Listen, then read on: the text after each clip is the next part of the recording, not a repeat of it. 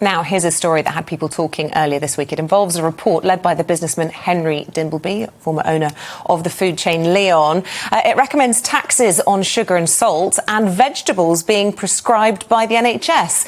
Well, the Prime Minister came out and said he's not attracted to extra taxes on hardworking people, but he will study the report, and the government will respond with proposals for future laws within 6 months. Well, meanwhile, the food industry has warned that new taxes on wholesale sugar and salt may lead to higher food prices in the shops. Well, let's hear the thoughts of Christopher Snowdon. He's the head of lifestyle economics at the Institute of Economic Affairs. A really good afternoon to you. It's always a bit of an embarrassment, isn't it, when a government report comes out and within hours the Prime Minister has said, I'm not in favour of the proposals. Maybe. I mean, it's not an official government report. Dimbleby was hired to be a sort of external independent voice. He put forward various proposals. It's only this, tax is just one of many ideas that it goes across the entire food supply from farm to fork, as they say. And this is just the most eye-catching one, just because, it's kind of controversial. People can relate to it because we've already had so many sin taxes on things in the past. But I don't think there was any expectation that Dimbleby himself would be necessarily forming policy. Hi, Christopher, it's Mick. On this, it's one of those zombie ideas that refuses to die. We've heard a number of times about a sugar tax or a salt tax. Is it dead in the water, or will it come back in another guise, do you think? Well, never say never with government these days. I think it's quite unlikely that it would happen in the foreseeable future, for the obvious reason that it's going to raise the cost of living. Dimbleby himself says he expects his tax to raise about £3 billion, which is to say people are going to be paying extra £3 billion in tax. The tax would obviously be passed on from the industry to consumers. Food is a very small margin business, so it's not like they've got oodles of cash they can just dip into the pockets and hand over to the government. They would have to get the money from consumers. So yeah, raising the cost of living, particularly now with the state of the economy and inflation already going up, it should not be, I don't think is appealing to the current government. But you're right, it's a zombie idea because people have a very simplistic view of some of these things. Of course, we've used sin taxes in the past. We've even had sugar taxes back in the 19th century, and history is littered with salt taxes that led to quite a few revolutions and wars, actually, if you look back to the history of it. But yeah, there's this perception that the government has to do something about obesity, and so people kind of reach into the tool bag of policies that have been tried in the past with alcohol and tobacco. That's interesting. You make that point then that the government feels that they need to take responsibility for this. What's not been in dispute in the whole discussion is that there is a huge problem with obesity in this country. We've seen the links between people who've had serious complications with COVID laid bare, those people very often being overweight as well.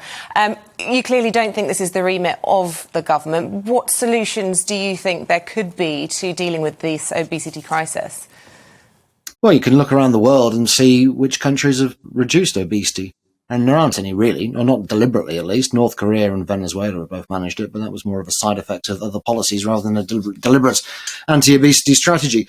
So nowhere has achieved it, and it's not been for lack of trying. It's certainly not been for lack of taxes. I personally think it would be very, very difficult, probably impossible, in a free society where people are reasonably affluent to reduce the overall rate of obesity. I think it would have to come from individuals making individual choices, generally speaking, because although people keep going on about food all the time, the big change that's really taken place over the course of the last 50 years has been the reduction in physical activity, not just kind of leisure physical activity. In fact, that's gone up in some ways, but domestically and particularly at work, people used to get paid to exercise in effect, and now people have to sign up to gyms in order to exercise. So, physical activity has been kind of tailored out of a lot of people's lives, and that's been the big change. Calorie consumption has actually gone down since the 1970s, and sugar consumption also.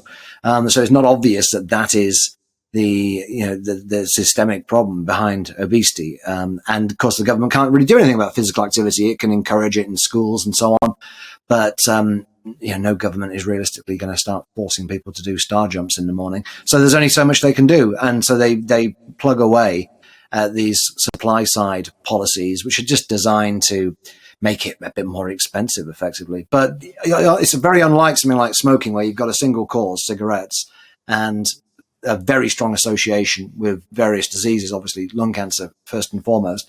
And so in that instance, if you just reduce the consumption of cigarettes, you can expect to see the reduction in lung cancer. But there's no one factor that is behind obesity. I mean, it's just food in general. People can get fat eating almost anything. And then you add in the physical activity side of the picture. It's way more complex, and governments, unfortunately, are trying to treat it in a very simplistic way. Do you think that the government have enjoyed the last year and a bit, where they've got, they have been a bit more authoritarian and things like this, more ideas like this and more plans like this could crop up?